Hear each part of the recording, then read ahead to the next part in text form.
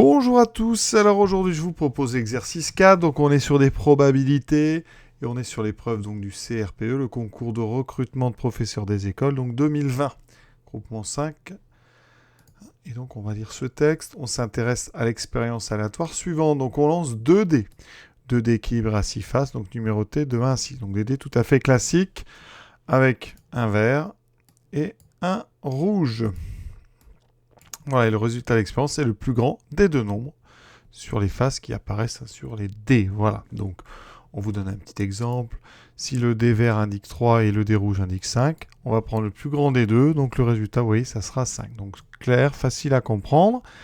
Et donc on va répondre à 5 questions. La difficulté, ça va être, pour certains, juste de modéliser. Quel choix va-t-on faire? Alors ce que je vous propose, eh bien, c'est de faire un tableau à double entrée, avec en ligne le premier dé, le dé rouge, et en colonne, les 6 issues du dé vert. Et comme ça, on va former un tableau et qui contiendra 36 issues possibles. Voici ce tableau. Donc ici, par exemple, si le D1 fait un 1 et le D vert fait un 1, on sait que le maximum, eh bien ici, ça sera 1. Pareil ici, si le D rouge fait un 2, le D vert fait un, on aura 2. Donc vous voyez qu'ici, on aura ces nombres-là. Dans la deuxième colonne, qu'est-ce qui va changer? À partir du 2, ça ne change pas. Par contre, si le rouge fait un 1 et le vert fait un 2, ici on va retenir 2. D'accord? Donc dans la première ligne, on va retenir le plus grand des deux, ça sera ici celui-là. Et ainsi de suite. Troisième colonne, eh bien là on va retenir 3. Une fois qu'on est ici, 3, 4, 5, 6. Et pareil ici, 4, 4, 4, ici 5 et 6. Et vous voyez, on commence petit à petit à comprendre comment est fabriqué ce tableau. On a un 1 ici, après vous avez ici des 2, des 3, des 4, donc là on va avoir des 5, et ensuite, dernière colonne et dernière ligne, on n'a que des 6, voilà. On a donc, quand on jette, 36 issues, toutes équiprobables. D'accord? Les dés ne sont pas truqués, donc 36 issues ici, équiprobables. Certaines vont amener le même résultat, vous voyez?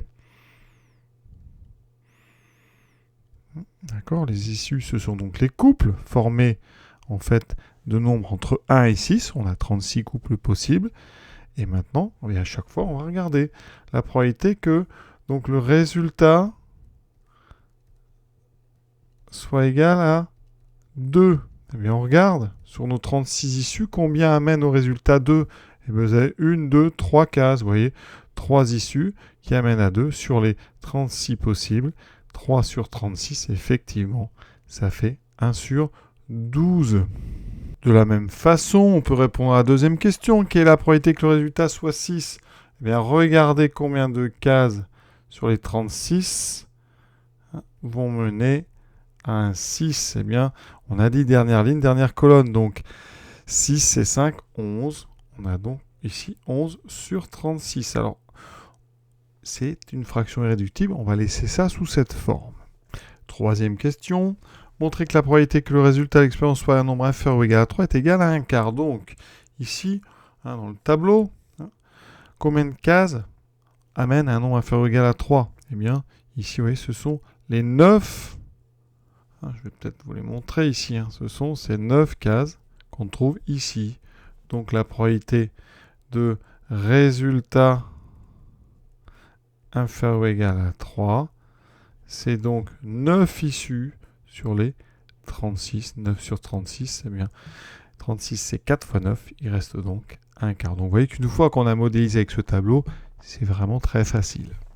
Quatrième question. Alors, généralisation du résultat précédent. Le résultat précédent, vous voyez, on a 9 sur 36 qui était 3 au carré sur 36.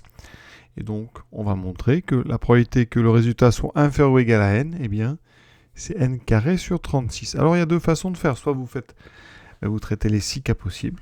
Donc, eh bien, vous pouvez faire un P de résultat inférieur ou égal à 1. Vous voyez bien qu'ici, vous avez une seule case sur 36. Donc, c'est effectivement 1 au carré sur 36. Ensuite, vous faites P de résultat inférieur ou égal à 2. C'est donc 1, 2, 3, 4 cases sur 36, c'est-à-dire 2 au carré sur 36. Et on fait comme ça. Hein, effectivement, jusqu'à 6. Hein. Donc là, vous avez le temps, hein, évidemment. P de résultat inférieur ou égal à 3. Alors on regarde, il y a 9 cases. On l'a déjà fait juste avant. C'est bien 3 au carré sur 36. P de résultat inférieur ou égal à 4. Hein, on a bien ici donc 16 cases. Donc 4 au carré sur 36. Hein. Alors on va quand même indiquer. Hein, là, oui, évidemment, il faudrait le rédiger un petit peu. Hein. Donc 16 issus sur 36 au total. D'accord, à chaque fois, hein, c'est ça. Et donc on retrouve bien la formule 4 au carré sur 36. Il vous reste à faire P de résultat inférieur ou égal à 5, en indiquant que c'est 25 issus sur les 36, donc 5 au carré sur 36. Et ensuite P de résultat inférieur ou égal à 6. Ça, c'est égal à 1, parce qu'on a toujours un résultat inférieur ou égal à 6. Donc c'est effectivement 36 sur 36, 36 issus sur 36 issus, 6 au carré sur 6 au carré. Donc vous dites dans tous les cas,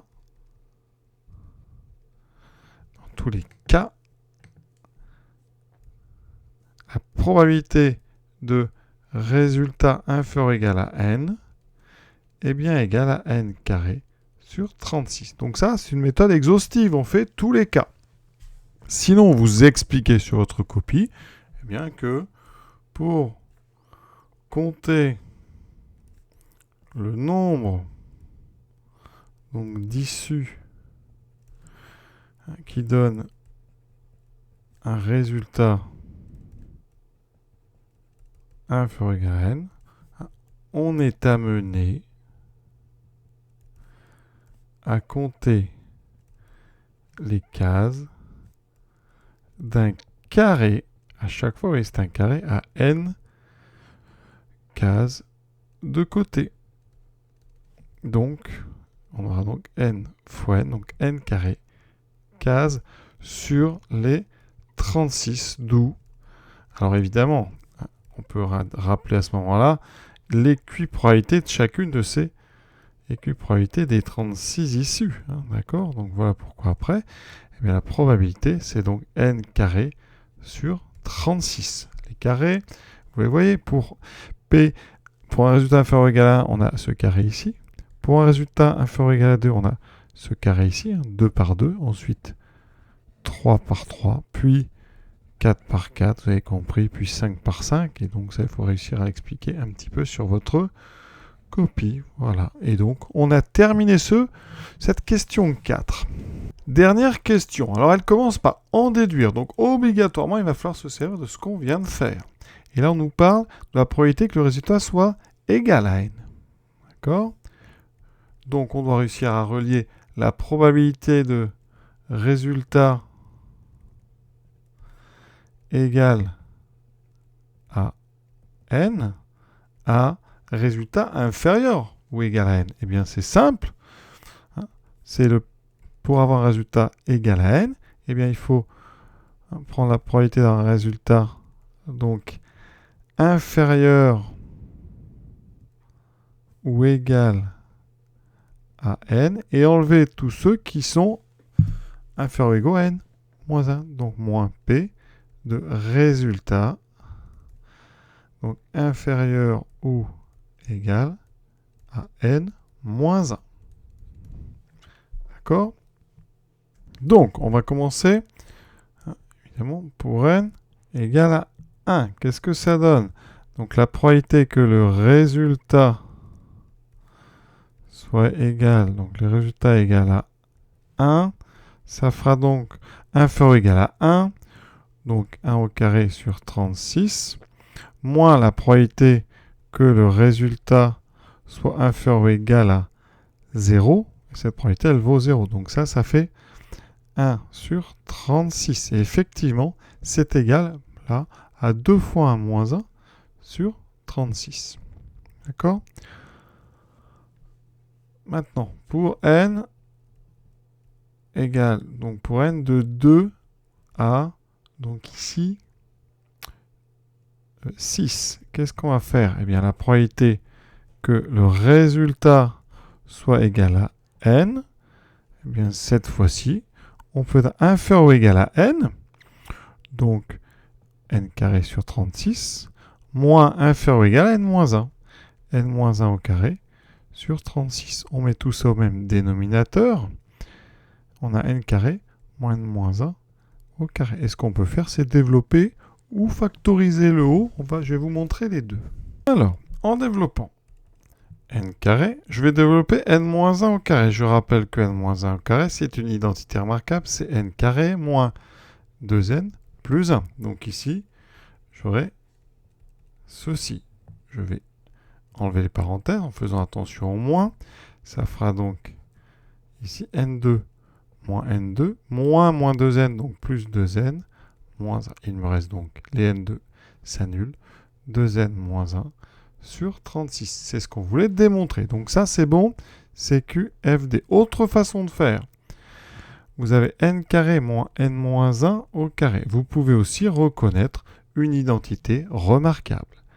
A carré moins B carré, c'est A moins B fois A plus B. Donc ici, j'utilise ça avec A égale N et B égale N moins 1. J'obtiens N moins N moins 1 fois N plus N moins 1. Et regardez bien ce qui va se passer. Dans la première parenthèse, ça fait N moins N plus 1. J'ai développé le moins. Et dans la deuxième, j'obtiens N plus N, donc 2N moins 1. Effectivement, la première parenthèse, il me reste que 1. Donc, il me reste une fois 2n moins 1. Donc, 2n moins 1 sur 36. Et on retrouve bien sûr la même chose. Donc, la difficulté de cette question, il y a quand même une petite difficulté. C'est que pour n égale 1, eh bien, on ne peut pas utiliser le même raisonnement parce que la question d'avant, on a montré donc pour p inférieur ou égal à 1. Et nous, si on utilise ça, cette différence des deux là, eh bien, je fais apparaître P de x, enfin la probabilité du résultat inférieur ou égal à 0. Et donc ça, je ne peux pas le faire à la formule d'avant. Il faut que je le fasse. Sinon, on aurait pu aussi faire donc celui-là avant. La probabilité que le résultat soit égal à 1, on peut le faire évidemment sans la question précédente. Donc égal à 1. En regardant dans le tableau, c'est donc 1 sur 36. Voilà.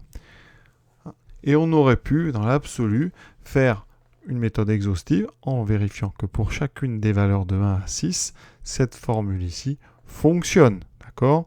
Effectivement, pour donc 2, eh bien, vous aviez 3 cases, 3 issues. Et effectivement, eh bien, 2 fois, donc pour n égale 2, 2 fois 2, 4 moins 1, ça fait bien 3. On retrouve en fait ici la bonne formule sur 36 plus 4, 36 cases, et ainsi de suite. C'est-à-dire que vous pourriez vraiment faire. Ensuite, pour 3, vous avez 5 cases qui nous intéressent. Ça revient à 2 fois 3 moins 1. Pour 4, vous en avez 4, 5, 6, 7. On retrouve 2 fois 4 moins 1. Et on peut continuer. Pour 5, je retrouve 5 et 4, 9. 2 fois 5 moins 1. Et pour 6, eh bien, je vais prendre cette couleur-là. J'en obtiens 6 et 5, 11. Et je retrouve effectivement 2 fois 6 moins 1. Tout ça sur les 36 donc issues possibles. Tout est cuit probable. Donc voilà un exercice qui finit de façon quand même un petit peu plus compliquée qu'il avait démarré. Mais ça reste très intéressant. Voilà, j'espère que vous avez bien compris. Je vous souhaite une bonne fin de journée à tous et à bientôt.